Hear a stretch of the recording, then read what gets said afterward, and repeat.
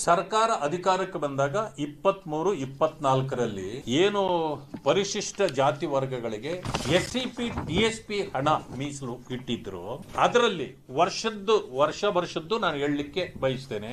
23-24ರಲ್ಲಿ total SCP TSP ಗೆ ಇಟ್ಟ ಹಣ 30,930. ಇದು 23-24ರಲ್ಲಿ 30,930 ಕೋಟಿ ಹಣವನ್ನ SCP TSP ಗೆ ಇಡ್ತಾರೆ. 24-25ರಲ್ಲಿ 39,122 ಕೋಟಿ ಇಟ್ಟಿದ್ದೇನೆ ಘೋಷಣೆ ಮಾಡ್ತಾರೆ. 25-26ರಲ್ಲಿ 42,017 ಕೋಟಿ ಇಟ್ಟಿದ್ದೇನೆ ಅಂತಾರೆ.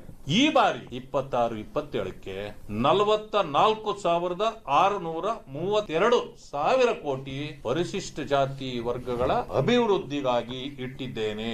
ಇದು ಘೋಷಣೆ. ಈ ಒಟ್ಟು ಟೋಟಲ್ ಘೋಷಣೆ ಎಷ್ಟಾಯ್ತು ಈ 4 ವರ್ಷಗಳಲ್ಲಿ? 1,56,701 ಕೋಟಿ.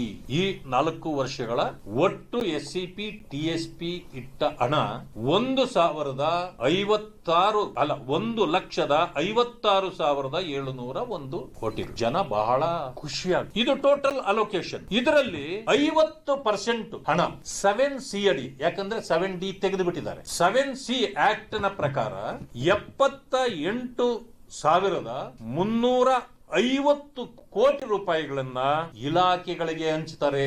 ಯಾಕೆಂದ್ರೆ ಈ ಹಣ 50% ಇಲಾಖೆಗಳಲ್ಲೇ ಖರ್ಚಾಗಬೇಕು. ಅದರಲ್ಲಿ ನೀವು PWD ಇರಬಹುದು, ಅಲ್ಲಿ ಡ್ಯಾಮ್ಗಳನ್ನು ಕಟ್ಟಿಸ್ತಕ್ಕಂಥದ್ದು ಬರಬಹುದು, ರಸ್ತೆ ಮಾಡತಕ್ಕಂಥದ್ದು ಬರಬಹುದು, ಅದಕ್ಕೆ ಉಪಯೋಗ ಮಾಡೋದು.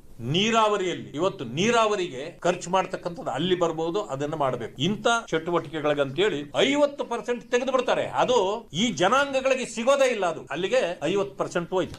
ಉಳಿದಿದ್ದು 50% ಎಷ್ಟೋ 78,350 ಕೋಟಿ ಉಳಿಯಿತು. ಇದರಲ್ಲಿ ಗ್ಯಾರಂಟಿಗಳಿಗೆ 53,059 ಕೋಟಿ ಹಣವನ್ನ ಇವತ್ತಿನವರೆಗೆ ತೆಗೆದಿದ್ದಾರೆ. 4 ವರ್ಷದಲ್ಲಿ 78,350 ಕೋಟಿ ಉಳಿದ ಹಣದಲ್ಲಿ 53,059 ಕೋಟಿ ಗ್ಯಾರಂಟಿಗಳಿಗೆ ಅಂತ ತೆಗೆದು ಬಿಟ್ಟಿದ್ದಾರೆ, ಡೈವರ್ಟ್ ಮಾಡಿಬಿಟ್ಟಿದ್ದಾರೆ. ಈಗ 4 ವರ್ಷದಲ್ಲಿ SC ST ಕಲ್ಯಾಣಕಾರಿಗಳಿಗೆ, ಪರಿಶಿಷ್ಟ ಜಾತಿ ಮತ್ತು ಪರಿಶಿಷ್ಟ ಪಂಗಡದ ಜನಾಂಗಗಳ ಕಲ್ಯಾಣ ಕಾರ್ಯಕ್ರಮಗಳಿಗೆ ಉಳಿದಿರ್ತಕ್ಕಂಥದ್ದು 25,291 ಕೋಟಿ. ಅಗೇನೆಸ್ಟ್ ಟೋಟಲ್ 1,56,701 ಕೋಟಿ ರೂಪಾಯಿಗಳಲ್ಲಿ ಕಲ್ಯಾಣ ಕಾರ್ಯಕ್ರಮಗಳಿಗೆ ಅಂತ ಕೊಟ್ಟಿರೋದು ಕೇವಲ 25,000 ಕೋಟಿ. ಮಾನ್ಯ ಮುಖ್ಯಮಂತ್ರಿಗಳಲ್ಲಿ ನನ್ನ ಪ್ರಶ್ನೆ ಇದೆ. 1,56,000 ಕೋಟಿ ಘೋಷಣೆ ಮಾಡಿ ಈ ಜನಾಂಗಗಳ ಅಭಿವೃದ್ಧಿಗೆ ಅಂತೇಳಿ ನೀವು ಕೊಟ್ಟಿರ್ತಕ್ಕಂಥದ್ದು ಕೇವಲ 25,000 ಕೋಟಿ ಆಗೋದಾದ್ರೆ ನೀವ್ಯಾಕೆ SCP TSP ಹಣ 1,56,000 ಕೋಟಿ ಯಾಕೆ ಹೇಳ್ತೀರಿ? ನಮ್ಗೆ ಎಲ್ಲಿ ಬಂದಿದೆ ಅದು? ನೀವು ಕೊಟ್ಟಿರೋದೇ 25,000 ಕೋಟಿ ಅಂದ್ರೆ 4 ವರ್ಷಗಳಲ್ಲಿ ಪರಿಶಿಷ್ಟ ಜಾತಿ ವರ್ಗಗಳಿಗೆ ನಾನು ಕೊಟ್ಟಿರೋದು 25,000 ಕೋಟಿ ಅಂತಲೇ ಹೇಳಿ. ಇದರಿಂದ ಏನಾಗುತ್ತೆ ಸಮಾಜದಲ್ಲಿ?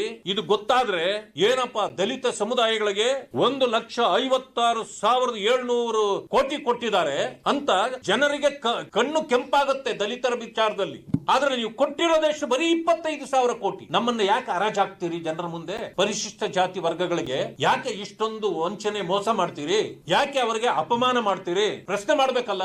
ಈಗಲಾದ್ರೂ ದಲಿತ ಸಮುದಾಯಗಳು, ದಲಿತ ಸಂಘಟನೆಗಳು, ಹೋರಾಟಗಾರರು ಇದನ್ನ ಅರ್ಥ ಮಾಡ್ಕೊಂಡು ಸರ್ಕಾರದ ವಿರುದ್ಧವಾಗಿ, ಮುಖ್ಯಮಂತ್ರಿಗಳ ವಿರುದ್ಧವಾಗಿ ಪ್ರಶ್ನೆ ಕೇಳಲಿಲ್ಲ ಅಂದ್ರೆ ನಿಮ್ಮ ತಲೆ ಮೇಲೆ ನೀವೇ ಬಂಡೆ ಹಾಕೊಂಡಂತೆ.